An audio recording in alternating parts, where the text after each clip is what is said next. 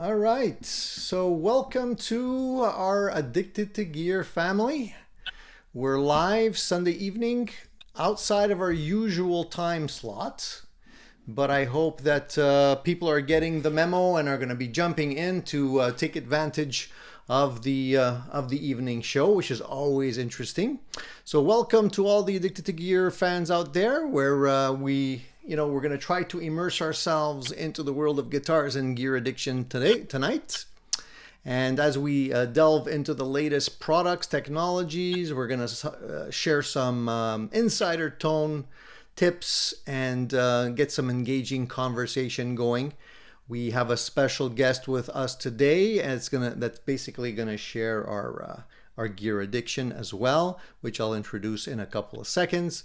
And I just want to remind everybody to subscribe if you're not already subscribed to the channel.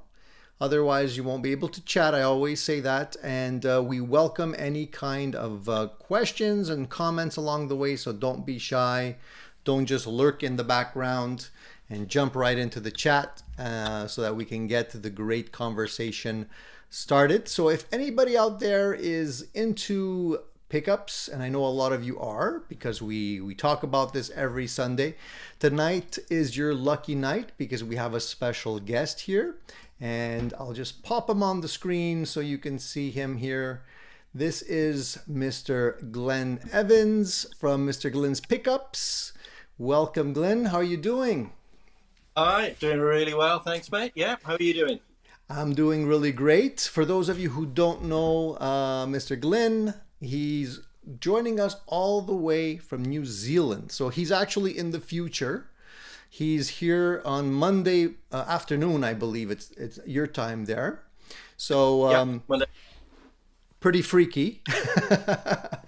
So we're going to be entertaining some great pickup questions for those of you that are into pickups. And we're going to be talking about Mr. Glyn Pickups and other pickups as well, and a whole bunch of other stuff. So don't be shy. Jump right in. I'm going to say hi to the guys that are already here.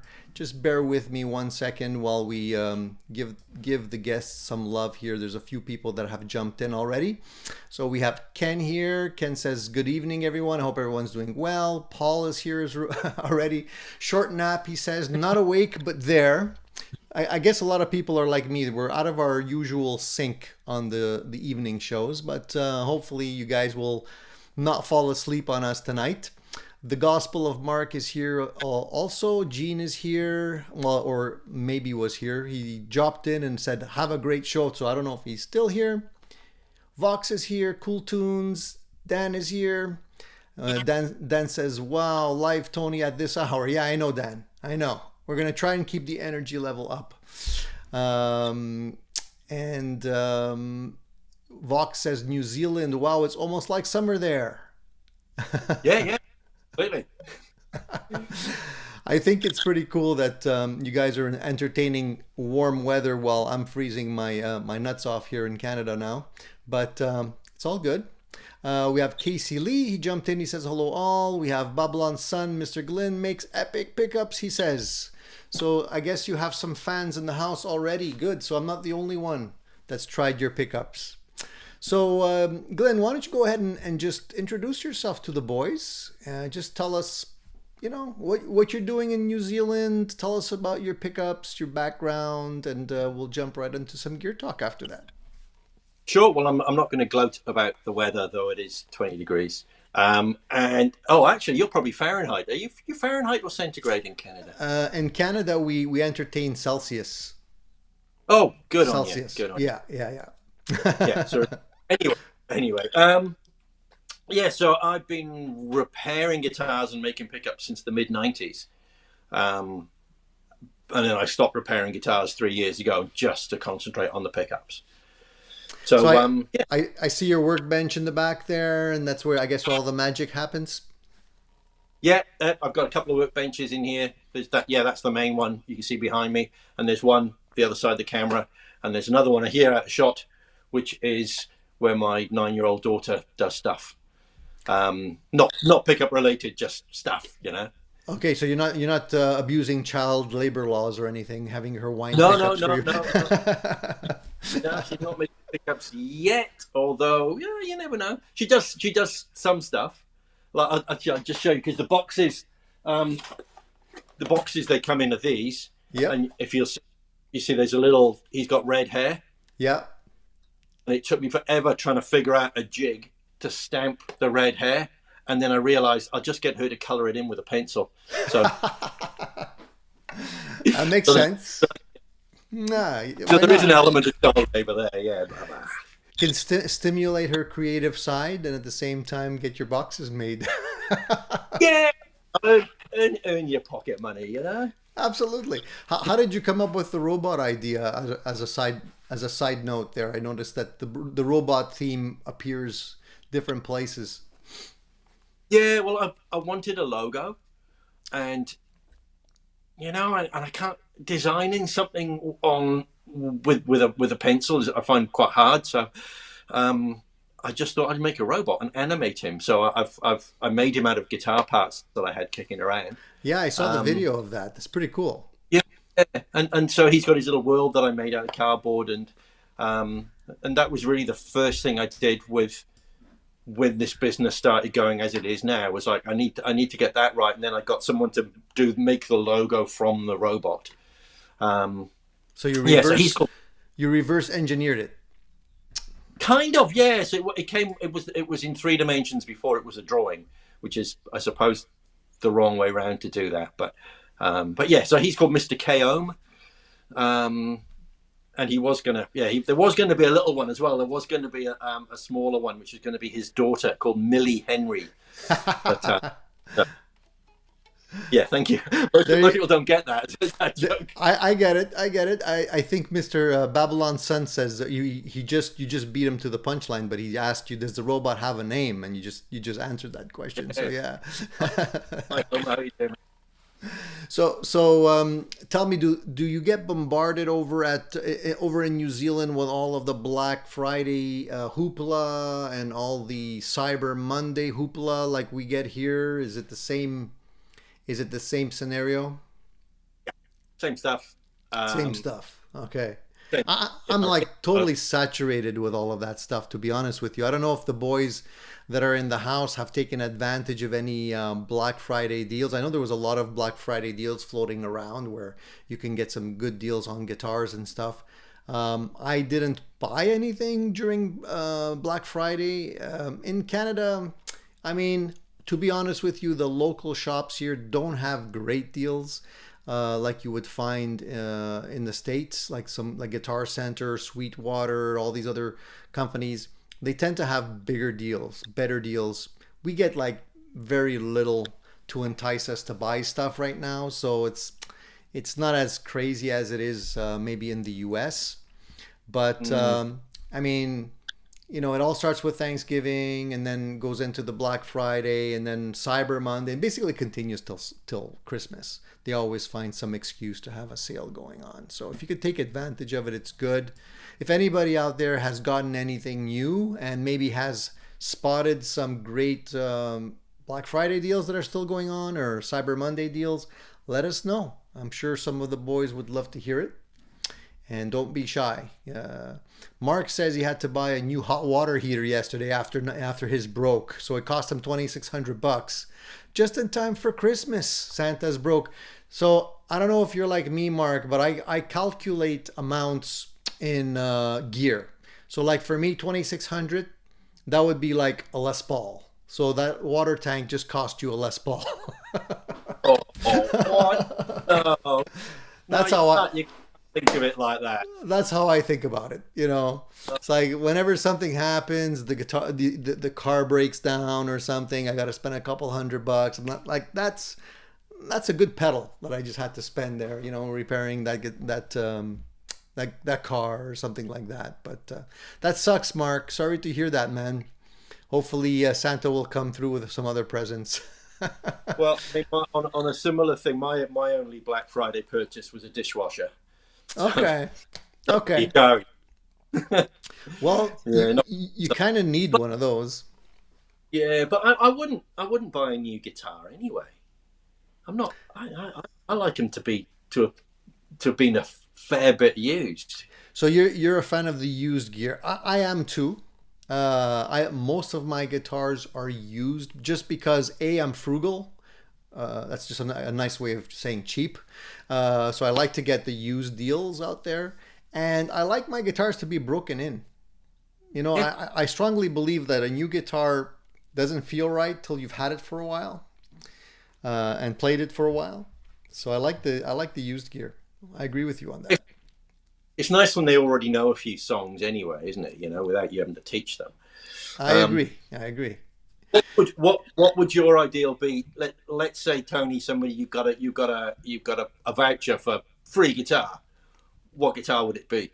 Right now, Yeah, it's that's a really, you know, that question gets harder as my collection gets bigger because I have like a lot of different guitars that kind of cover all the bases. There's not a big hole in my collection right now. Um, so I have too many Telecasters and you know, multiples of other guitars as well. So I can tell you this, my last guitar purchase was an SG, a Gibson SG, and I never had one before. And to be honest with you, I didn't really think I was an SG guy till I tried one recently, and I had to buy it. I bought it used, but I really liked that guitar a lot because it was different from all my other guitars, but it still felt really, really good. So I would say like I would love to get a PRS Tremonti, for example, but those guitars are just too expensive. They're like even on the used market, they're at least here in Canada they're pushing like $6,000, which I can't justify. So unless you know, I win a lottery or something like that, I probably won't be getting one of those anytime soon. But yeah. I love hollow body guitars too, like semi hollows, 335. I just got an Eastman also, which was a really nice playing guitar. So I think I have my bases covered. How about you? If I asked you the same question, what would you go for? Explorer. Really? Yeah, I got a V. I've actually bought two guitars this year, and I got a V earlier on in the year, and I really like it. And I know, and I think it's me getting a bit older and feeling that um, that I don't mind playing a V. I used to feel that I would have to live up to some kind of flash guitar playery thing by having that sort of guitar, but actually, nah, I don't care now. I just like it, and it's really comfortable. I've tried an Explorer in the past, and it does Yeah, take a little bit of time to get used to that, like the section that comes up on the, you know, on the arm. But yeah, it's yeah, nicely balanced though. The only thing that bothers me a little bit about that guitar is you need a special case for it, right? So you can't just, it's a little bit of a you know, a deeper case. Um, so yeah, that's a guitar I don't have in my collection, to be honest. And maybe one day. I'm not gonna say I wouldn't go for it. The you other play? get sorry, Do you play live? I play with a band. Yeah, I play with a Yeah. band. Yeah. And you know, we try to play a variety of different types of music as well. But I find that for me lately, I've been gravitating to Telecasters. There's just something like simple about them, and you can get some really great sounds out of them from heavy. You know, they can compete nicely with a Les Paul if you get them dialed in right. They clean up nicely. They can do the spank as well, so it's covers a lot of ground. This type of guitar, so I really like it. And that brings me to the pickups too, because this is the guitar that I put in your Cruel Mistress pickups in, which I really like, by the way. And I like the name. I really like the name of those pickups, and I'm wondering how you came up with that particular name for those pickups. Like what led you to think about Cruel Mistress for a pickup set name? Was that one of those Um, inspiration yeah, I came mean, from somewhere? it's an old phrase, isn't it? The sea she be a cruel mistress. Yeah. Um, and I think that's probably where it came from. I don't know. Yeah, and it just seemed right for a Telecaster because they are a bit. yeah, they don't really like you a lot of the time. You know what I mean? If you're playing well, a telly is your best friend. But if you're having a slightly fumbly gig, a Telecaster will just tell the world that you're a complete idiot. It is true that you can't always hide behind a Telecaster. It's true. It's yeah, it's one of those things. I think, and also depending on what type of amplifier you're playing through. There's some amplifiers that are even more revealing. Like I find whenever I play through any kind of Mesa Boogie amp, there's nowhere to hide. Usually, it's like it's a pretty revealing amplifier, you know. Whereas if you play amps that have more gain built in, you tend to have more room to hide your mistakes.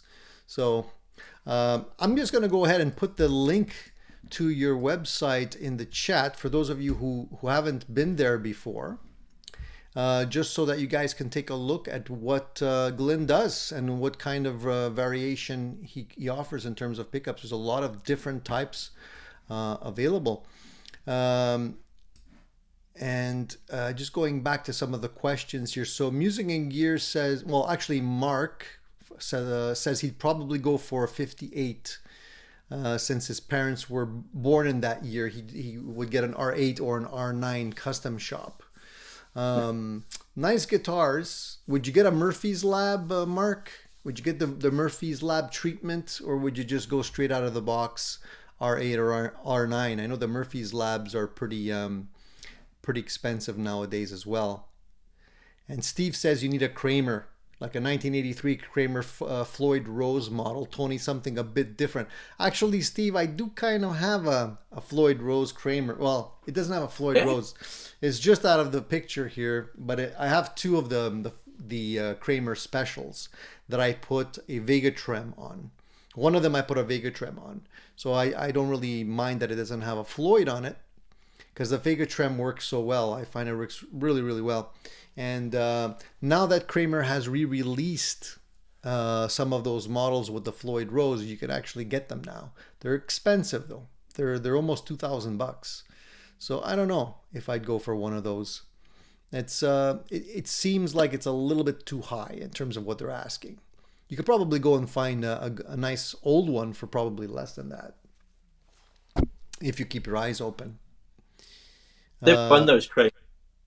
Yeah, and there were Charvels as well back in the day, which is the other sort of almost forgotten easy guitar. Ibanez pretty much became the thing, didn't they? Whereas there were quite a few other little other brands around then. Yeah, I had a Charvel Model 6 for a while. I like the Charvels. I had one too. I had a San Dimas for a while, and I sold that one. The only thing I like the Charvel, the feel of the neck and everything. I just didn't get along with the actual Floyd on that one. But you know, that's kind of the necessary evil. Whenever you get a Floyd Rose, it's a little bit more finicky. So when you're going from like a Telecaster that has like basically nothing to do on it to a Floyd tends to be a little bit more maintenance, you know. But Mark had a question for you, Glyn. He says, how would your clear view compare to a low output PAF? So I guess Mark's been looking at your pickups. It's actually quite different inside, because a low output PAF still has that very, very PAF-y kind of lower mid, the humbucker thing with the lower mids. Whereas the pardon me, whereas the clear view is actually in parallel, so it's a different sound. So it hasn't got the pushy lower mid; it's got a much more open mid range. So you can liken it more to a single coil, but it's got a different dynamic when you hit it hard, because a single coil will always have a different kind of feel. That feel's a weird one, because people don't talk about the feel of pickups enough. That's true. And the same with pedals and amps. It's the way they feel, but because you can't show it in a demo, and it kind of gets forgotten. So it's got a bit more compressed than say a single coil would. But there's a lot of. I chose the guys for the demos on on these pickups really quite carefully. People who play the style that really works with them. Makes sense. So there's Andy Murray playing those on a Les Paul, and that I think really suits him because he's a very clean, pure player. And I think, yeah. So Definitely the demos on pickups are very hard to do well, because not only do you need somebody that plays well, but you also need somebody that's going to be playing through the dynamics of an amplifier. Like I personally find that whenever you're doing a demo specifically for pickups and you're going through a multi-effects unit or something like that, you kind of lose on the dynamics that you would normally get when you're playing right out of an amp. And you need to crank the amp quite loud to be able to demo all the dynamics with like the low volume, just dialing it back and then, digging in. So I understand what you're saying. It's, if you want to hear the bloom of the pickup and all the nuances, you really need to kind of push it a little bit. Yeah. When I started off, I used to try and steer demo people a little bit. But I don't at all now. I just say, here it is. Do what you think it wants to do. And I think that works a lot better because we've all got different gear and different ways of playing. And it's just whatever you think that it works for. Yeah. And there you go. Yeah, because there'll always be somebody that'll figure out a creative way of, using your pickup and getting the most out of it that maybe you didn't think of before, like a certain combination of things, be it, guitar, amp, pedals, or whatever it may be. So why limit it? Yeah. Well, Eddie Jr. says he's asking you if you find certain types of humbuckers work well with modelers, or does it not matter in your opinion? I don't actually test them through modelers. All the tests that I do on them are through amps and pedals. But for most of my pickups, they go off to somebody else. I'll choose somebody in that genre as a test pilot as well to get their opinion. So, I mean, really, anything works with the modeler, doesn't it? I don't know. I tend to think so. I think the modeler, and I mentioned this last week during the live show, that I felt like modelers kind of homogenize the sound. So they kind of make all different guitars sound similar, and by default the pickups that are in those pickups as well. I find like it's not as easy to distinguish what guitar you're playing if you're going through a modeler. Whereas if you're playing through an amp, you can kind of hear the differences, and you can say, "Oh yeah, that's definitely a Telecaster or a Stratocaster or a humbucker or something like that." Where when you're going through a multi-effects, unless it's a really good one, I find you lose those nuances. And a lot of that is the compression, I think, because the way you can attack it with your fingers or your pick or whatever, that it has less effect the more gear you're going through. Yep. And again, it's that real thing that is really impossible to quantify and to actually put into words. Yeah, no, I agree with you on that. I agree with you. Not everybody realizes that, but I think it's true. Like when you have an opportunity to play through amplifiers and then direct guitar lead amp and then go into a multi-effects and you hear that side by side, you can then really hear how much it actually sucks tone, if I can put it that way. I'm not sure if I can hear it necessarily, but you can definitely feel it when you play through that. Well, like for instance, one of the demos for that was a guy using a modeler. I think it was a Kemper he uses, and that's fine, and that's how he. I mean, he's a great player, but that's how he sounds, and that's how he felt that pickup, what that wanted to do. So cool, go for it. Yeah, I'm not knocking multi-effects. I love multi-effects units just as much as amplifiers. All I'm saying is that like if that's what you're playing through most of the time, and you're getting your sound out of a multi-effects unit, then you gotta be able to figure out how you can get the most of whatever pickups in your guitar to get the sound that's in your head. So it's okay. It's just sorry for interrupting you. No, okay. Have a listen to Brett Kingman. Yep. Brett, the Aussie demos. Yep. A lot of that Yep. is I think, or an X effects or whatever, and, Yeah. and and the sound is fantastic, you know. Yeah, So he's I got think if you the gear, then they do sound really good. Brett has great patches. I have a Fractal as well, and I download some of his patches on my unit as well, and I think they sound really good. So yeah, it's all a question of what you make of it. You know, it's there's not one formula that works for everyone.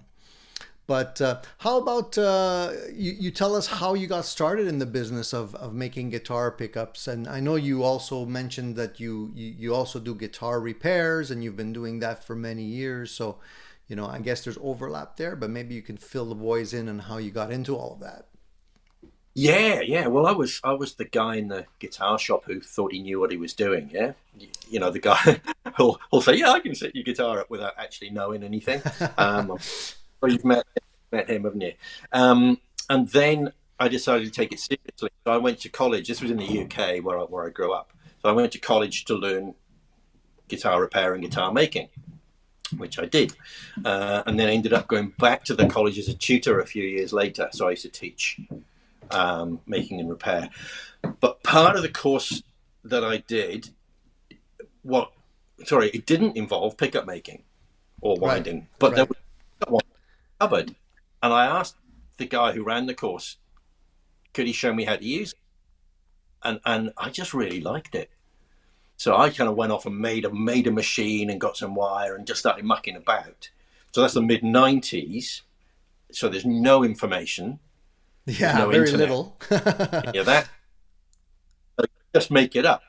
But also the advantage of that time was that, for instance, 70s Fender and Gibson pickups were totally valueless. You know, if it was a broken early 70s Strat pickup, well, nobody wanted it. Right, You know, it's it's true. just a broken old thing. So there were lots of those pickups that you could just reverse engineer and figure out how and why, and then just keep working and working and working on it. And then, of course, when the internet comes along, there's heaps more information, which is even better. So I started winding then, and mainly rewinding, um, and while full time repairing, which I did up until. Oh, No, so you basically just got the bug right away. You just like wound a couple of pickups and you're like, yeah, I can do this. really, it's really, really cool stuff. Because I'm going to convince you of that now. I, you've just got a bobbin with a magnet next to it, yeah, and you put X amount of turns around. Let's say you're making like a PAF. Now this is stupidly thin wire, like it is, a mile of it literally in a Strat pickup, and then you put that in and you amplify it a few times, and you've got rock. I watched ACDC once. I'm there in like a big outdoor bowl watching ACDC, and Angus is skipping around doing his stuff. I'm thinking that is basically a PAF in that. We've got this infinitesimally small wire producing almost no electricity, like the tiniest amount of electricity, and you just amplify that, and you've got this. Isn't that incredible? Take it right down to a kind of atomic level. It's really cool stuff. No, I agree. But to me, it's always been kind of like a mystery because I don't really understand how, all the nuances of, how many turns and what kind of wire and how the magnet is magnetized and how that correlates into a specific sound. Like it's almost like baking a cake. You have to have the right recipe, but it's almost like creating a recipe from scratch because you have to figure it out, right? There's no book that you can buy that tells you need this and this and this to be able to get that particular tone. You could probably get into the ballpark, but that's about it. The rest is up to you, right? Yeah, you've got to waste a lot of wire to begin with. Waste a lot of wire, yeah. And listen, wind and listen, wind and listen. And there are quite a few factors. It's kind of like guitar playing, where what you move these fingers around, and then you move that hand around, and yeah, that's all you do.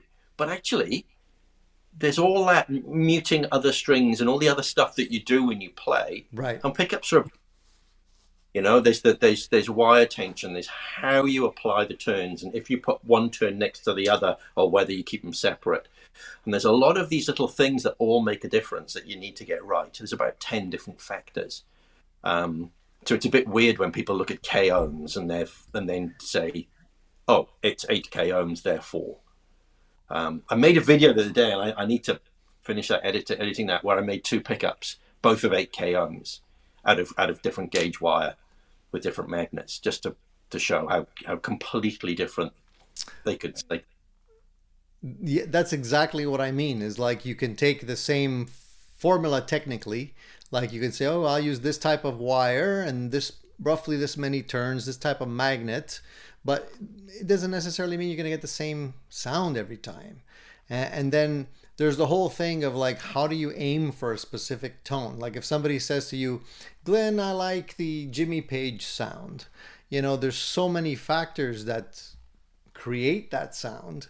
So how does extrapolate all of that, come out with a pickup to say that I know I need to do this? Again, I'm sure it's experience. That's what it boils down to, and lots of wasted wire. Experience and intuition, really. But then also not being afraid to experiment. Mm.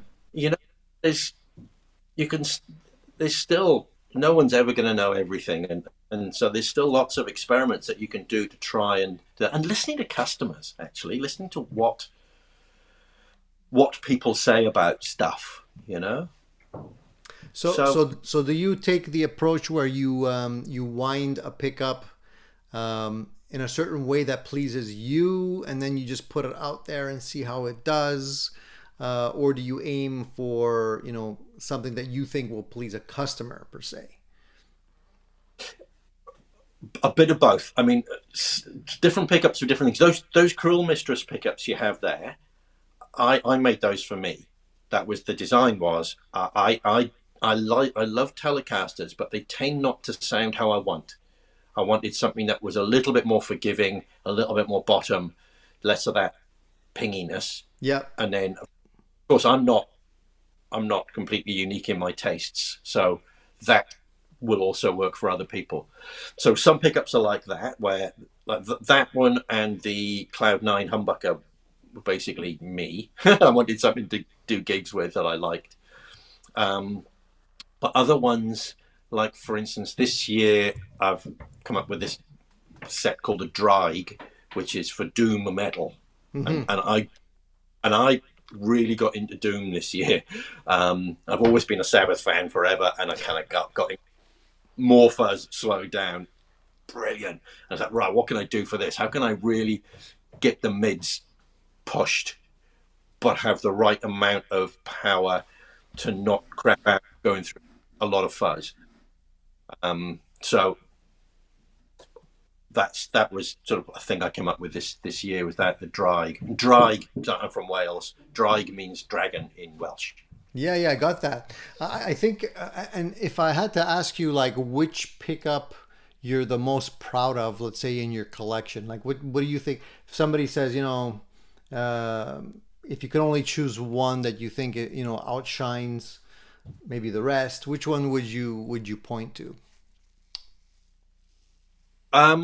My favorite, but that's my taste really of the way I play, are the Cruel Mistress and the Cloud9. Okay. That's, I think that's how I play more than anything else, though. So, and there's always going on as well. There's always new stuff, and that's really cool as well, because when you have to figure out, well, not have to, but when I decide to figure out a new kind of pickup, you often end up getting really into new kinds of music because of it. Yeah, that's true. That's true. It influences your tastes. It leads you to other things. Yeah, I think that's right. So working on some lipstick pickups that are going to be sometime next year. I'm trying not to have. I'm trying not to do anything new. The second half of this year, I'm trying not to do anything new because I've done too much new stuff this year, and I need to just stop. Need to focus. Stop, and But I'll just show you. I got this guitar this year. I got one of these. That's cool. I never saw that kind of paint job on a guitar. That's like a cow paint job or something.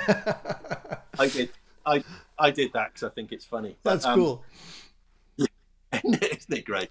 But yeah, so that's going to be for next year. I'm going to make a lipstick for, obviously for Danos, but also I'll do a Strat-sized one as well. So since you also build guitars and repair guitars, have you put anything wild together for yourself that you maybe wouldn't find off the shelf somewhere? Have you tried something crazy or? Really, I mean, I don't repair or make anymore. I'm just doing pickups, but you know, I just like. I really like those old guitars that don't have any right to be as good as they are. You know what I mean? So could you give me an example of what you feel is one of those guitars? I gigged for years and years with an Epiphone Sheraton. Yeah. As a spare, I used to take a Gibson Les Paul as a spare guitar. You know, in case I break a string, I'll pick the spare up. Yep. And there was one bloke at a gig, was a drunk bloke. It's like, when are you going to play the Gibson? And I'm going, only if I break a string. You know, I'm quite. He's going, do you know what that is? And I said, I've got a fair idea. You know, I've got a fair idea, but quite like phone, thanks. And he just wouldn't have it. But yeah. Yeah, there's definitely some guitars that just grow on you, and just like you can have very expensive guitars and you end up playing like something that, you know, like you said, shouldn't be as that good, but it just is for whatever reason. It has the right feel, the right tone. It just works for you. Casey called your guitar a Telecouster. Oh, good idea. Yeah, it's pretty cool. Fun. Can you put it a little bit more to your right? Yeah, to your left, so I can see it. Oh, other way. Yeah, there we go. Yeah, very cool. Very cool. It reminds me of Jimmy Page's guitar a little bit, with the lipstick and the bridge that's on it there. Yeah, that was a 59 though, wasn't it? This is like a U2 or something. Yeah, pretty cool. Pretty cool. Yeah. These are really, really good guitars. Completely different from most things. They're great. I don't know if you need one, Tony. This is your next thing. You need to get gas going. I never say no. I'll try anything. I got to try and get one. I got to see if I can get one around here. Vox Guitar Rock says those lipsticks would be sweet in a Dano 59. He says.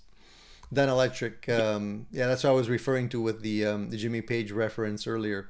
And John says, utterly hilarious. I think he's tongue-in-cheek making jokes about about the guitar paint job. It's kind of original, I gotta say.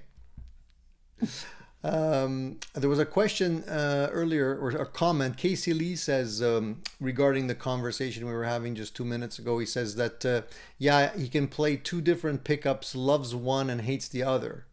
So I guess, you know, when he's comparing pickups, sometimes, you know, I don't know, have you ever experienced that? Because I think I have. Like, I like 57 Classics. I like those particular pickups for whatever reason in certain guitars. And I've tried various versions, and I have to say that they don't always sound the same. And you know how people say, well, it's probably because, you know, the guitar is influencing the tone and whatever. But I can swear that they don't sound the same. And, you know, they might be slightly different. I don't know. So I guess it comes down to production, how they built them. I'm not really sure. But to my ears, they're not always exactly the same.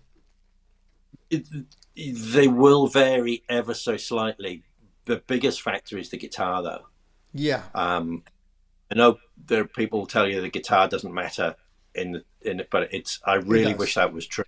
Yeah. Because it would make my life a lot easier if it didn't matter what the guitar is. But it does make a massive difference. Yeah. So if you put a pickup in a heavy dense guitar compared with something really light and airy, then the sound is, I mean, acoustically the sound is so different on guitars anyway. So, absolutely. And the pickup hears that. So it can only hear what the string is doing. And if that string is emphasizing certain frequencies, it's going to join in with that. So, yeah. Yeah, Marcel says, I'm half deaf. I'm sure pickups don't sound the same to me as they do to you. Yeah, it's kind of like when somebody's colorblind, right? It's like you're looking, what color are you saying? It could be the same with the ears. It's a good point. Yeah. That's got to be hard, finding something that, if you're trying to please other people with the sound, isn't it? Yeah, absolutely. So what, let's say, what type of pickups will you not touch? Like, have you tried playing around with noiseless or, active pickups or that type of thing as well? I've had a little bit of mucking about with noiselesses, and I mean, to be honest, if the might of the Fender Corporation can't make a decent noiseless Strat pickup, I'm kind of thinking I might be wasting my time trying. It's a stacked humbucker, and that has a certain sound to it. Why is that though? Why is it that we can't get a good noiseless pickup? I've tried some in the past, and I've kind of given up on them because the ones that I've tried, they were like the Tone Zone. I think they were Area 51s or something. I don't remember exactly now. It was many years ago, but it just felt like they were quiet, but they were also, the tone was disappearing. Like I wasn't getting the dynamics from the pickup. So it's like I'd rather have the dynamics and a little noise than no noise and no dynamics. It's almost in the name, isn't it? What's the priority here? Is it making something noiseless, or is it making something good? Yeah. So it's and I think it's to do with that compression, because essentially what they are is a stacked humbucker wired in parallel. So you're getting a very different compression, and especially when you hit it hard, you're getting a very different mid range. They're not as open in the mid range, just not as stratty. I mean, plenty of really good players use them and like them. So if I already take Fender off, I shouldn't really do that, should I? Yeah, I do get asked actually quite often about noiseless pickups, but I'm not gonna. I have done some experimenting, and I've got other things to do. Yeah, and I never understood why that even was an issue, because you can, if you have a lot of noise, you can get a noise gate, and you can still live with the pickups that you like the tone of. So like, why limit yourself with pickups that are not giving you the full range of sound when you can just put a noise gate in front of it and tame the hum or the noise if it gets crazy. The thing is that one of the things that I think is that I couldn't help noticing, Tony, you're the same side of 20 as I am, yeah? Right. So we would have grown up with worse quality audio, right, than young folk. So that's part of it. I think is I don't mind a bit of. I mean, obviously I play live most of the time, so I don't really mind a bit of hum. Yeah. I turn the volume down. Turn the volume down when it's quiet, and as soon as the drummer starts. What's the difference? You can't. So, yeah, and I think if you shield all the cavities in a guitar, you reduce it right down. Having said that, I do use shielded cable on my Fender pickups, like you'd have noticed in those Cruel Mistress. I don't use the two cloth wires, right? Because that is, I mean, why would you? Well, the only advantage of cloth wire, I think, is tradition. Yes. So I use shielded cable on those, and also with those you can swap the phase quite easily. And I do on the P90s too. And the P90s don't hum quite as bad as some people say. Especially the humbucker size P90s where they've got a cover. So yeah, hum is kind of goes with the territory if you want a good sound, I think. Well, I think so. I mean, Quicksilver says, speaking of which, do you put a noise gate before anything and after the guitar or after your OD pedals? So so he's referring to the pedal board now. Yeah, good question. I mean, I tend to listen to where the noise is coming from and then put the noise gate somewhere, where I can control that a little bit better. So some people will put it after your OD pedals or, at the end of the chain or wherever. I guess it depends on what you're trying to kill in terms of sound, noise. Excuse me. I don't know. Excuse me. I got it. Yeah. So when I personally don't use a noise gate. Do you use a noise? I try not to. Excuse me. I try not to. I try and get the cleanest sound I can get out of my pedals without having to have noise gate. And I'm like you. I don't feel like I get that much noise that it bothers me. But if you're playing, like if you're recording, or you're trying to get a demo or something done, and you're really picky about the noise at that point, you don't want to hear any hum. A noise gate is always a good thing, but I don't really use noise gates when I'm playing live because there's more noise coming from everyone else probably than my guitar. So even if I kill the sound, the noise on my guitar, there's noise coming from other sources. So it doesn't make that much of a difference. How much gain do you use? I would say I'm a medium gain kind of guy. I'm more of like a classic rock kind of tone. I don't go high gain much. So for me, it's pretty controllable. Okay. So Shane is here. He popped in. He says, "Hey guys, working, so can't watch now. Check it out this evening." Shane's all the way in Japan, so he's working on a totally different time zone there. But I'm glad you popped in. You can watch the rerun later once we post it. So the other thing is, I feel like in terms of pickups, people tend to stay away from the rail pickups, or maybe there hasn't been a good rail type pickup developed yet. I'm not really sure. Have you played around with those? Yeah, well, that drag pickup I mentioned has got a rail on one side of the humbucker. Okay. Now, rail is a much more efficient way of conducting that magnetism up towards the string, but they tend to sound quite harsh. Yes. So the thinking with that drag, because what I really want to be pushing is mids, and I need clarity because this is like diabolical amounts of fuzz we're talking about. So it's a humbucker with one rail, and the rail is furthest from the bridge, and that rail pit coil is therefore way more efficient now. So what you're getting is one coil working harder, so you're hearing that one more. And if you think of where on a humbucker on a bridge pickup, that's positioned further from the bridge, you're getting less nasty, trebly pinginess. Right. And a little bit more of that mid as you get towards the middle of the string, if you see what I mean. I gotcha. So it's also got a really fat, like double-sized Alnico 6 magnet, which is a really unusual beastie. Again, gives you more mids. And because it's so big, there's heaps of power coming out of it, and it's quite dynamic. So if you tickle it, it can be fairly clean, and then when you bash it, it'll shout at you.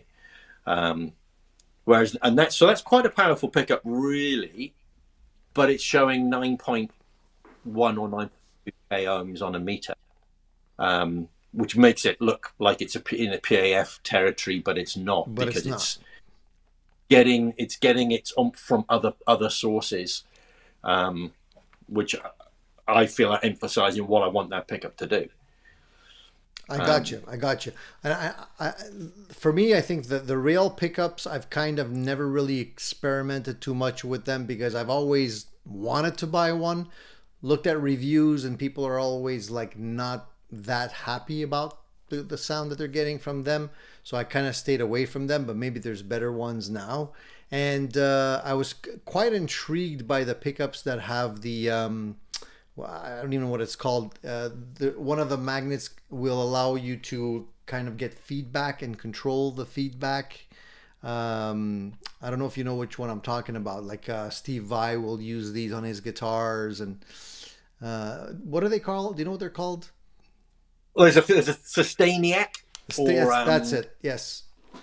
Yeah. there's a few. The Yeah, well, Sustainiac.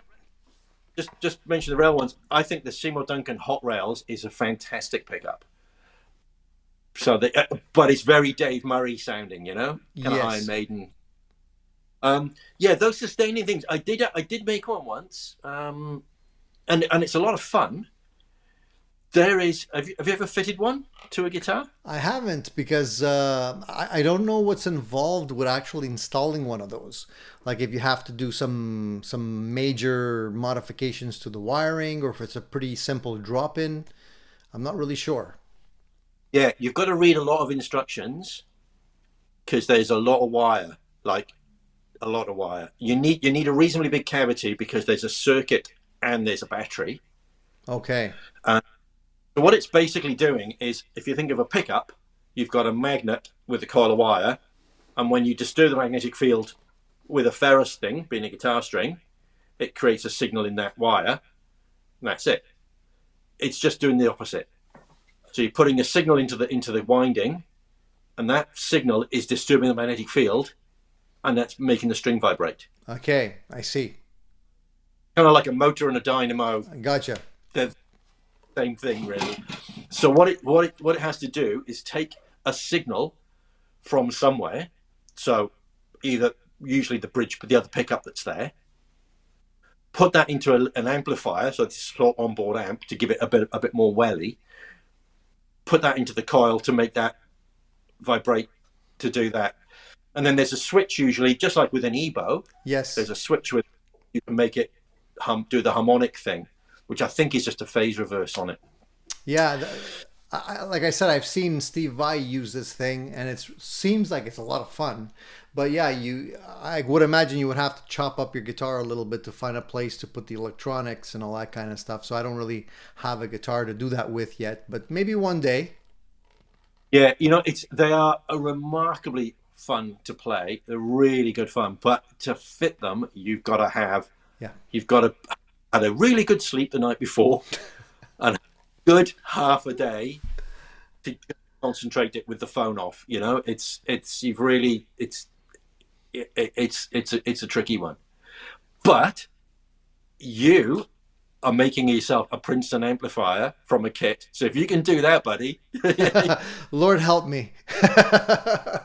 I've actually gotten to the point, you know, you were talking about the wires before, saying that there's no point in having wires that are cloth. Well, the wires in this kit are all cloth. And right. The wires that specifically go to the tube sockets are a thicker gauge. They're really thick. And I'm at that point in the instructions now where they recommend you wrap the wires so that you reduce the noise. So they want you to tightly wrap the wires around when you bring them over to the locations where you're going to solder them to the sockets. But they're all like, it'll go to socket number 1, and then they'll be wrapped and continue to socket number 2, socket 3, 4, and 5. And it's a nightmare because it's so difficult to get them to wrap properly so you can solder them in place. I'm kind of stuck at that point now. I'm scratching my head like this would be so much simpler with different type of wire. But they supplied this really like old style cloth wire that's really a thick gauge, not very friendly, but I'll get it done. I'm kind of at the final steps there, so we'll see how it turns out. I watched those 2 videos, and I'd say you were being so cool and so professional, and I could see fear in your eyes. Well, I'm not a 400 volts in going right. Yeah, that's the thing. I'm not an electronic wizard. I'm not a technician. So I'm just hoping that I'm following the steps right all the way through. I've caught a couple of mistakes that I made along the way, so I'm a little bit more confident that I kind of, did the right thing. I'm at the stage now where everything's wired up. All the turret board is populated. I've checked continuity, everything seems to be working, and I'm kind of at the end stages, but this is the stage where right after this stage you get to turn it on, right? And that's where things get dangerous. So I'm a little reluctant to turn it on for the first time. I keep my fingers crossed. We'll see how it goes. Good on you. Really interested this. Yeah, how it comes. Yeah, it's my first build, so it's a learning experience, but it's a lot of fun. I got to tell you. I don't know if you ever tried anything like that, but you know, after you kind of build one, you if anything should go wrong eventually with it, you kind of know where to look at least. So it makes a lot more sense. You know, I've looked at them because I have terrible gas for like a JDM 45, but it's just like it's the delivery costs to New Zealand. You know, everything costs if it comes. You know, most things will come from like North America, and it's just massive delivery costs. I think we're about $400 still to just the postage for those.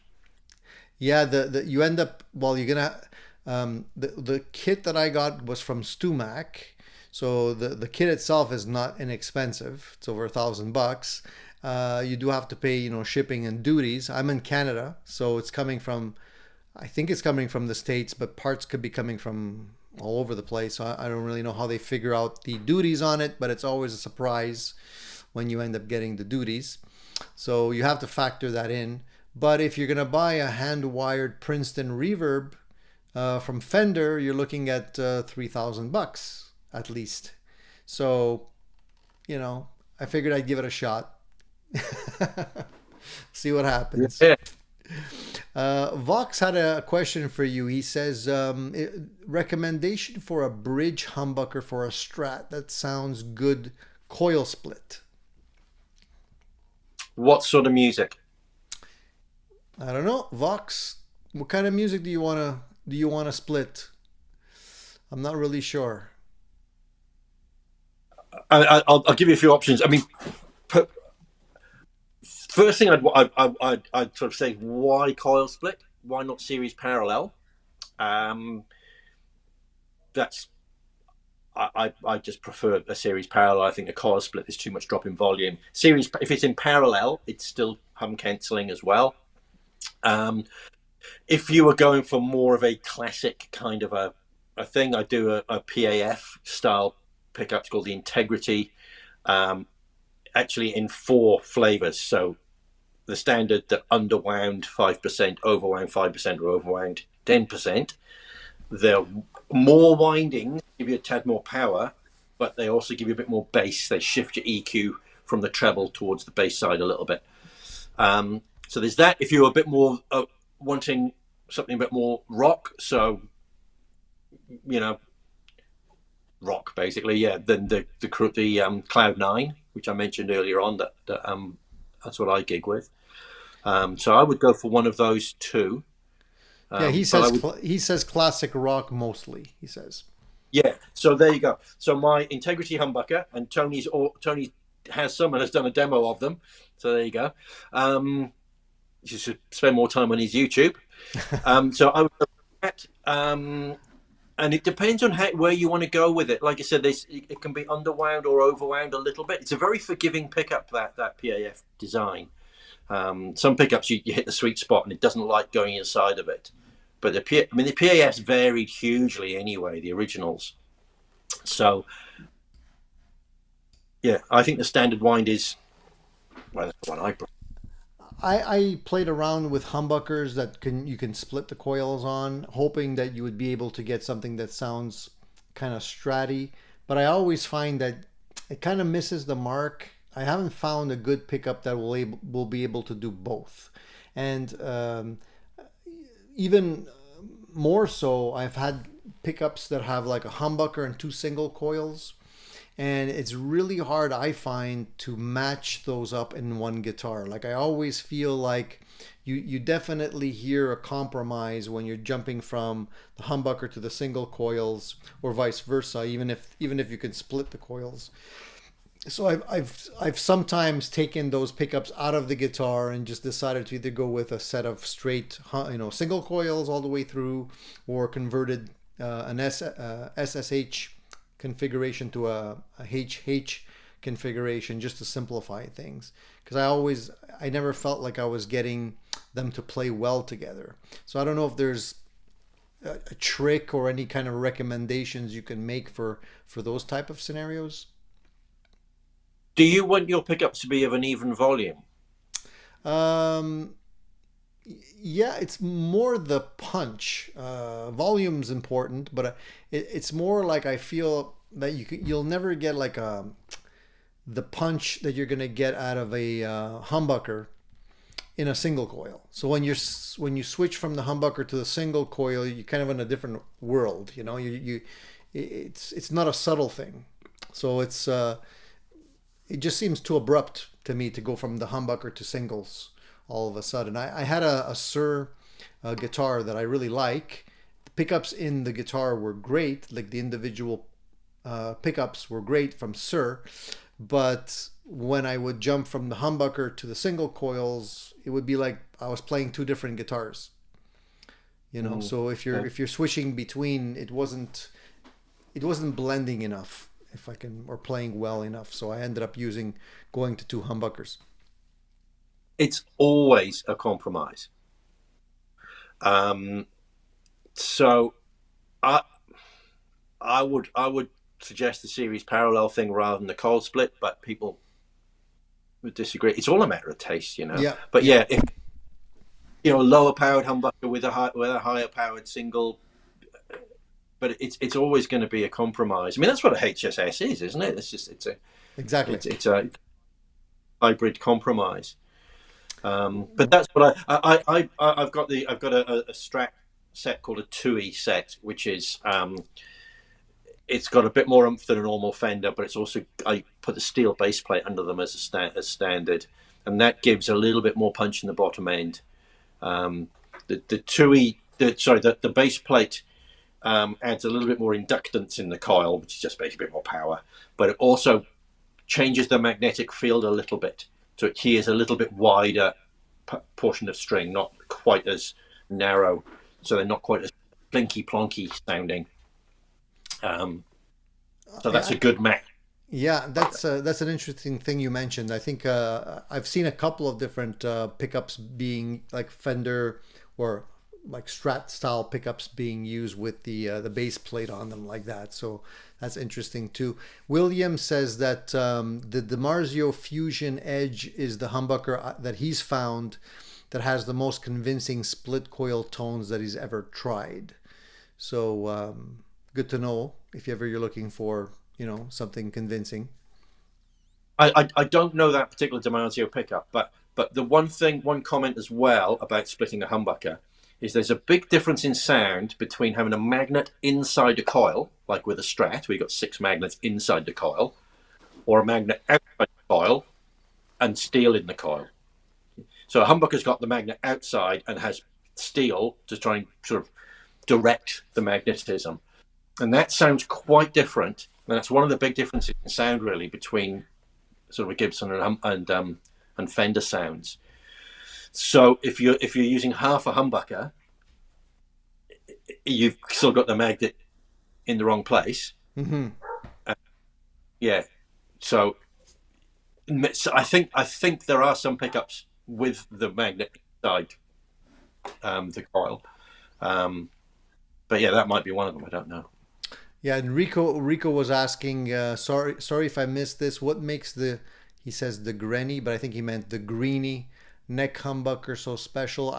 If you're talking about the Greenie, the famous Les Paul, I think the only, from what I know, it's that the neck pickup I think was installed upside down or backwards, so it caused an out of phase sound with the other humbucker. That's not, sorry. Can I pause you from? I've just got to go and sort the dog out. She's just barking at something upstairs. Yeah, go ahead. I'll field some questions while you're gone. No worries. Just edit this. Nah, there's no editing going on here. I'll give you my here. We'll do this. There we go. We'll just do this for a second. I'm just trying to get myself in the right place here. So as far as the Greenie goes, I think if that's what you were talking about, it's just that they put the pickup in the wrong orientation, so it caused an out of phase sound. So that's basically, that became like the famous sound from that guitar. You know, it wasn't anything crazy. And guys, don't be shy to jump in terms of other gear chat. We're not necessarily only talking about pickups tonight. So if you have anything that you want to talk about in terms of other gear, pedals, amplifiers, and guitars, feel free. I wanted to also take a look at some of the deals that were going on, but honestly, I didn't find anything too crazy in terms of deals. I think there was a couple of interesting things from Fender we could maybe look at a little bit later, but nothing too crazy in terms of like wow deals, unless you guys found something interesting that I've missed. Yeah, the orientation won't go out of phase alone. Maybe they flip the magnet on it. Yep. Yes. So turning it around doesn't really make any difference to anything. Sorry, I've got to plug the power in as well. It's okay. We're getting a really nice view of your flying V there, and the other guitar. I believe it's a Hamer or something along those lines. It is. Yeah, really mighty guitar. Yeah, is the flying V an original Gibson, or is that some kind of an Epiphone or something else? Yeah, it's an Epiphone. Can you imagine it was a 58? That'd be cool, wouldn't it? It would be. It would be a nice little nest egg for you and for your retirement or something. But yeah, sorry. Yeah, it's okay. Yeah, so the Peter Green. I mean, I've never had a go on that guitar. I think Kirk's keeping it pretty close to himself. I think he is. Yeah. But yeah, I mean, you can change the phase either by turning the magnet over or by wiring. It's simply when one phase of a pickup is when the sine wave goes up first and then goes down. If it's in the opposite phase, it goes down first and then up. So two pickups out of phase with each other are kind of opposing each other to an extent. It doesn't completely cancel the signal because they're listening to a different part of the string. Right. So especially with something like a Les Paul, they're quite far apart, the pickups.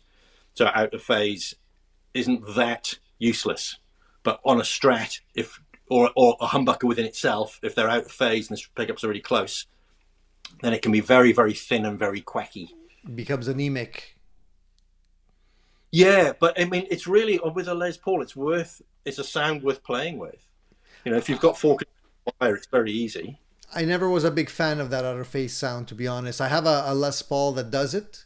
I think one particular year they were fooling around with all kinds of different types of push-pull pots on the Les Pauls. You can get all kinds of tones.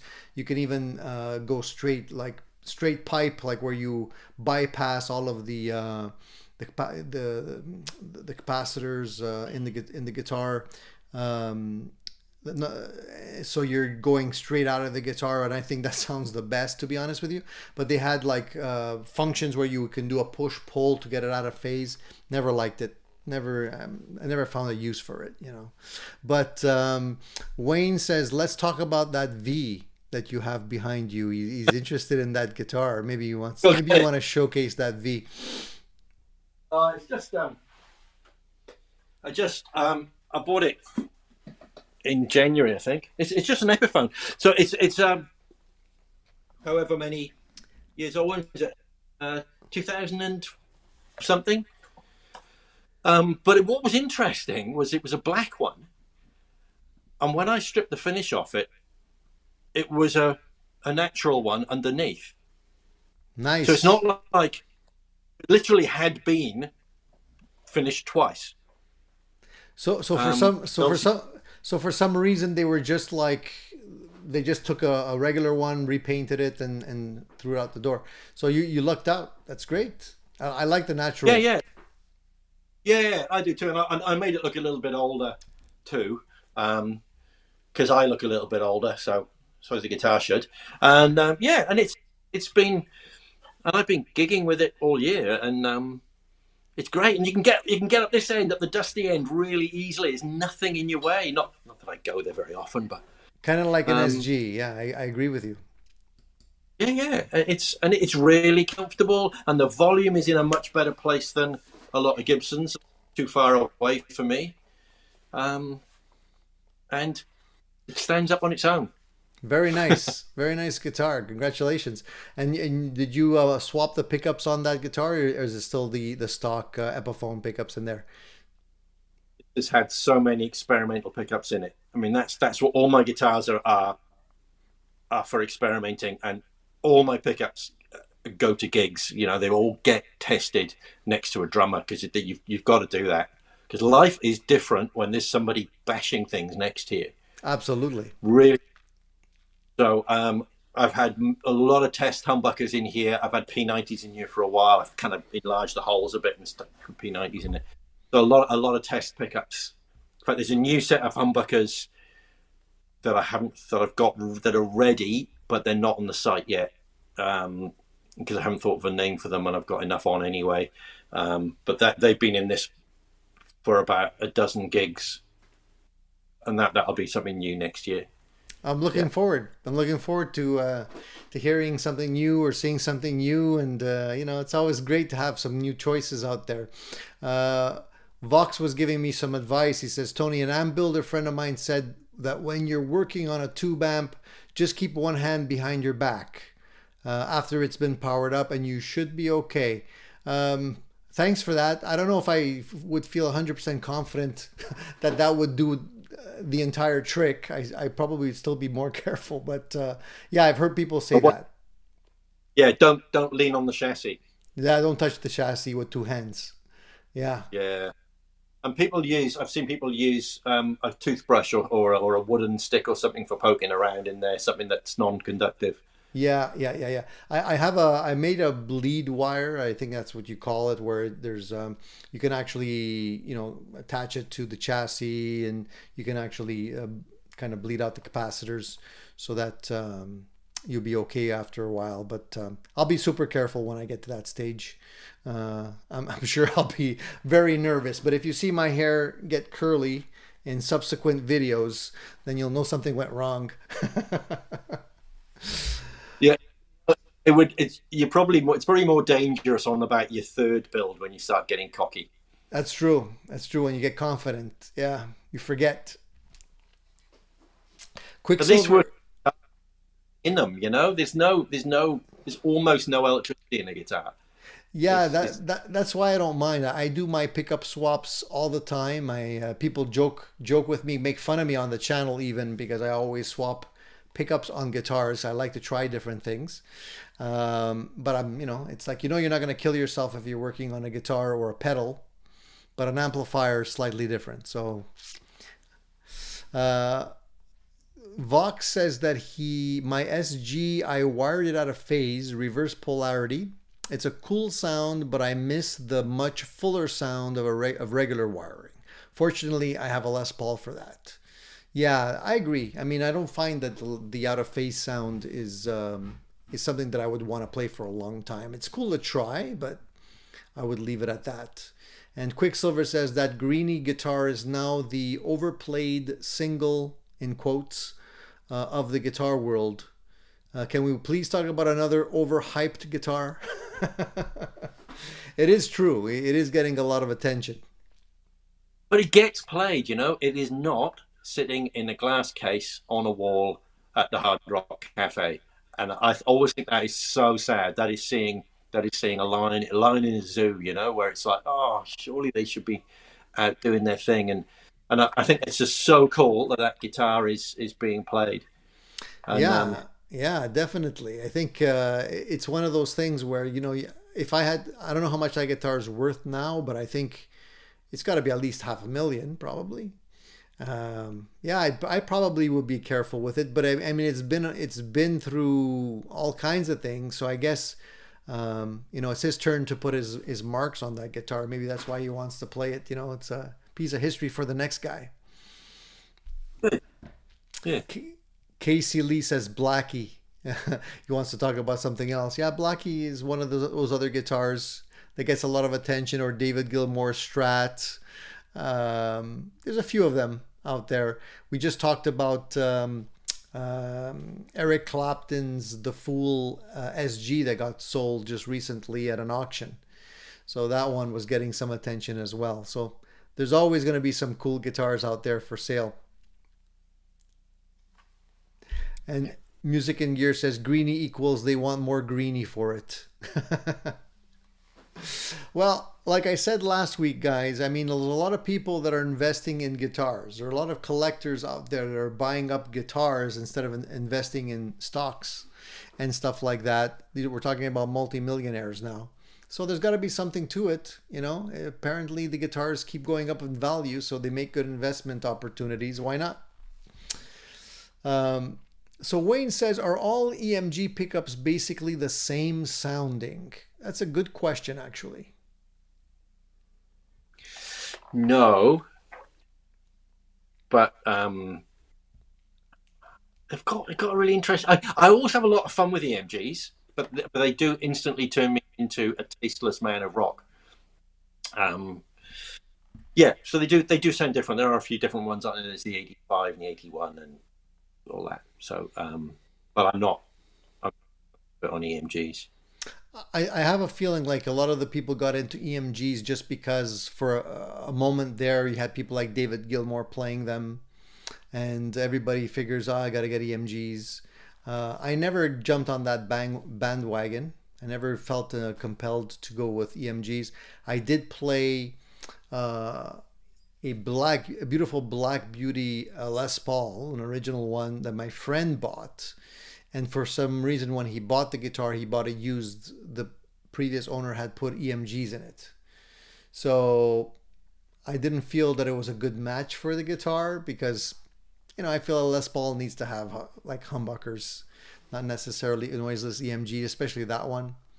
So I was a little bit not enthusiastic about the sound coming out of that guitar. I'm not a big fan of powered pickups. So I tend to go with the old-fashioned route, you know.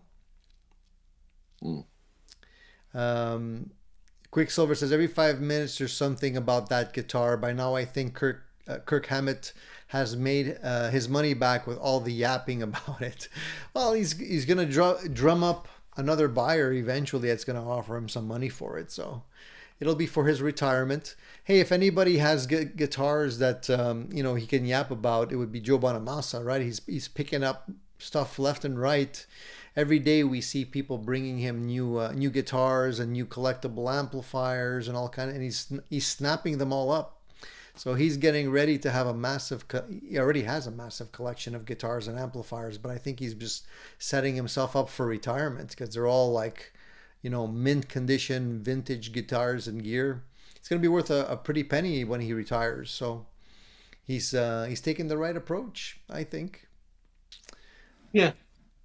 So Casey says, Casey says EMG HZs are passive, so they sound totally different. Okay.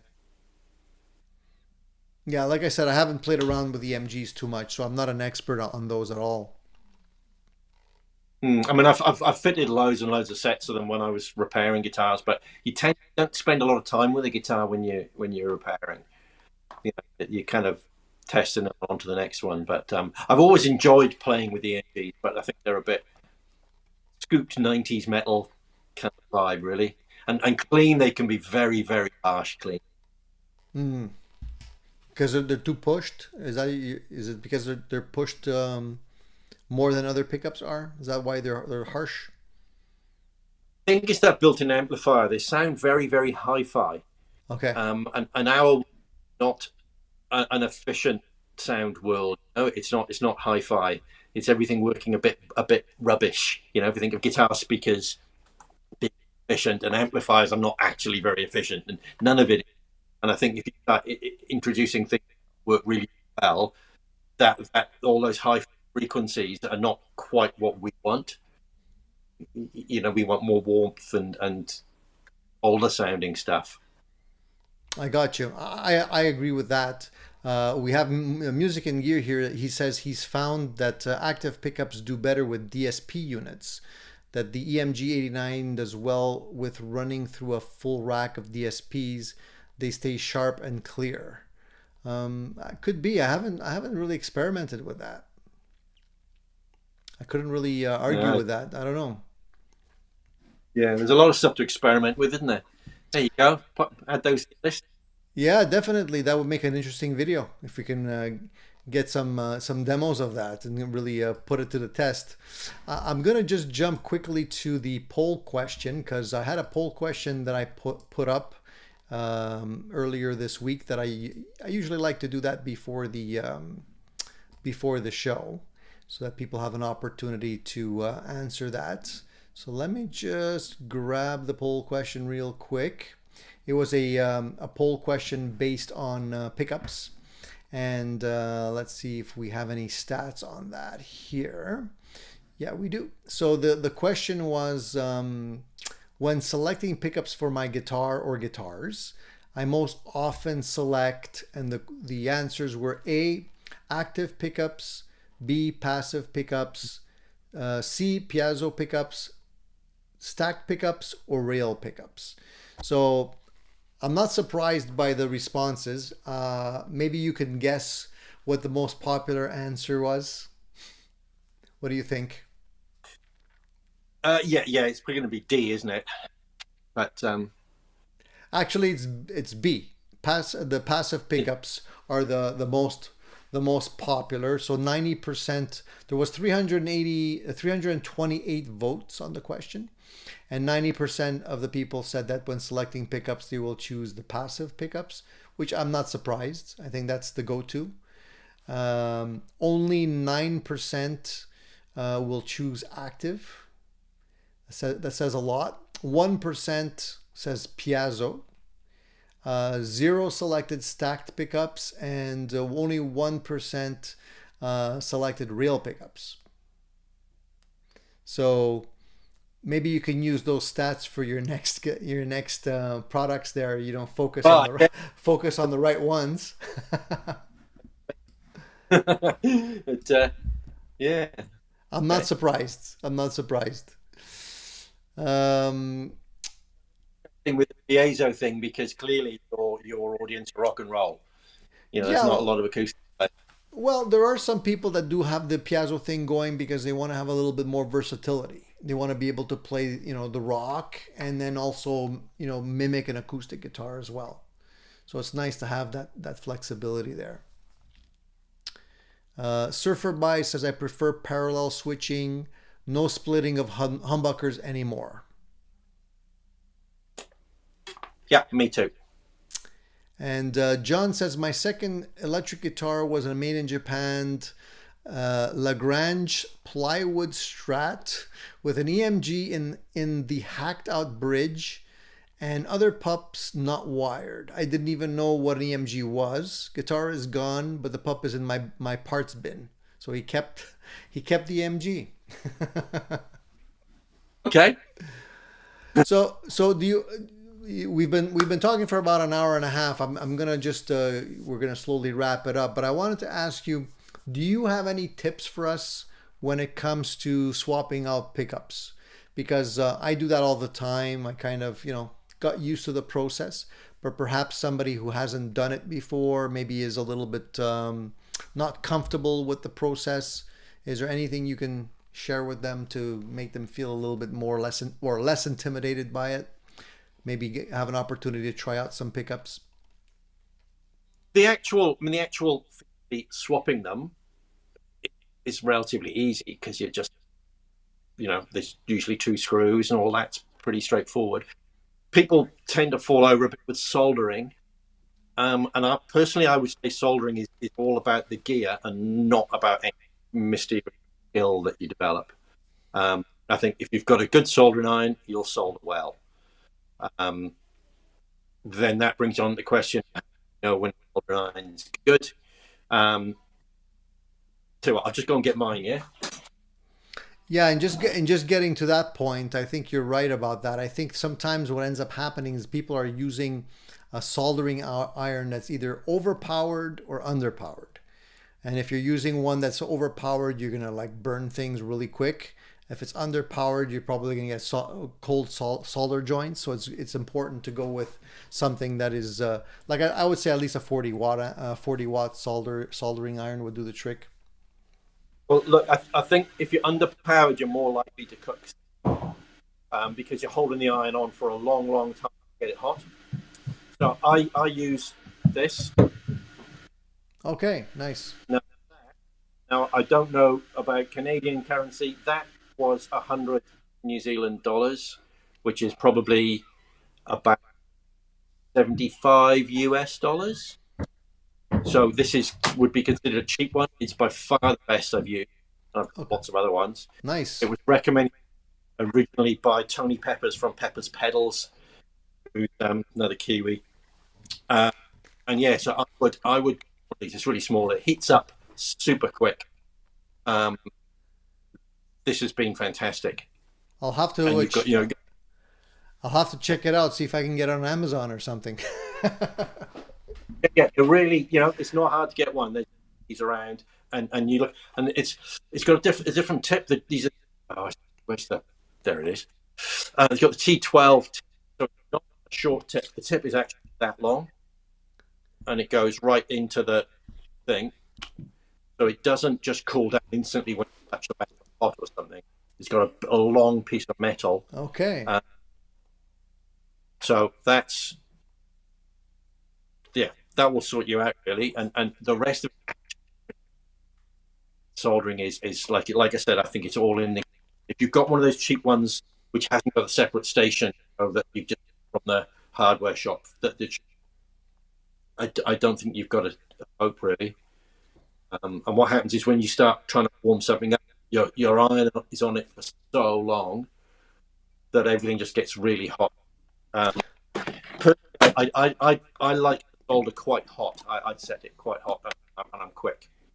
So I guess I wish I would have known that before I started building my amplifier, because I have one of those cheap ones that plugs right into the wall kind of thing. So not exactly the best selection, but maybe I'll upgrade that eventually. And don't breathe the fumes. Mm. I mean, I've got an extractor, but if I'm going to extractor, get something that'll just blow in those fumes away, because you don't want to breathe it. Obviously, more important if you're doing it every day of the week, like I am. But. Yeah, exactly. So my knees hurt is asking if you or I have a pickup suggestion for the Kramer Beretta Special. It's the only guitar I have that doesn't sound good through my orange amp. Okay, so I can tell you what I put in mine. So I have a JB in mine. And the only reason I have a JB in it is because that's when I bought it, the previous owner had already put a JB in it. And I thought it sounded fine. So I kept that pickup in it. But, perhaps Glyn has another suggestion to get that sort of Van Halen sound maybe or something. Yeah, I mean, by that style of guitar, I'm making an assumption about what kind of music you're playing. It's a fair chance I'm right on that one, I think. But anyway, yeah, Cloud 9, my Cloud 9. It's in the same kind of world as a Gibson 498 or a JB or a Super Distortion. It's that sort of world. And I wanted something that would do that, would have nice mids, pinched harmonics jumping out, that sort of thing. Yeah, so that's what I would say. So the Cloud 9 has is a hotter output on that. What's the output on it? Alnico 5, it's 14 point something or other K ohms. Okay, so it is a little bit hotter. Okay. Yeah, it just fits that rock mold. It was when I was playing in the covers band where I don't like to swap guitars mid gig because I think it looks a bit naff. It's kind of like, who do I think I am, So I want to use one guitar all night. And so that's what that pickup was all about. At the end of the night, it's Sandman, Killing in a Name. It's all that kind of more rock / metal-y stuff. And then we start off fairly clean, and then we go through, there'll be the Foo Fighters and there'll be whatever. So I wanted one pickup that would do it all.